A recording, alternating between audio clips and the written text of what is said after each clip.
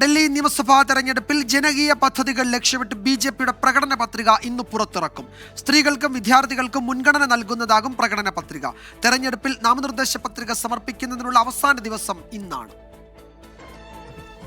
ജനകീയ പദ്ധതികൾ പ്രഖ്യാപിച്ച് അധികാരത്തിലെത്തിയ ആം ആദ്മി സർക്കാരിന് അതേ നാണയത്തിൽ മറുപടി നൽകാനാണ് ബി.ജെ.പിയുടെ നീക്കം. യുവജന സ്ത്രീ വോട്ടേഴ്സിനെ ലക്ഷ്യമിട്ടാണ് ബി.ജെ.പി ഇക്കുറി തെരഞ്ഞെടുപ്പിനെ നേരിടുന്നത്.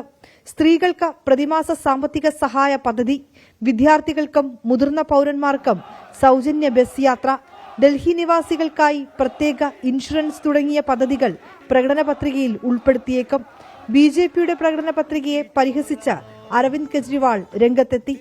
ये बिल्कुल जनहित का मामला है, इसमें कोई राजनीति नहीं है और ना राजनीति होनी चाहिए।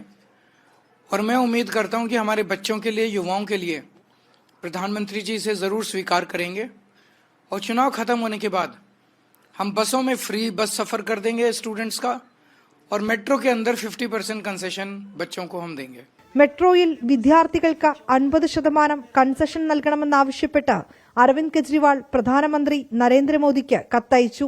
തെരഞ്ഞെടുപ്പ് പ്രചരണത്തിൽ AI നിർമ്മിത ഉള്ളടക്കങ്ങളുടെ ഉപയോഗത്തിൽ സുതാര്യതയും ഉത്തരവാദിത്വവും ഉറപ്പാക്കണമെന്ന് രാഷ്ട്രീയ പാർട്ടികൾക്ക് തെരഞ്ഞെടുപ്പ് കമ്മീഷൻ മാർഗനിർദ്ദേശം നൽകി.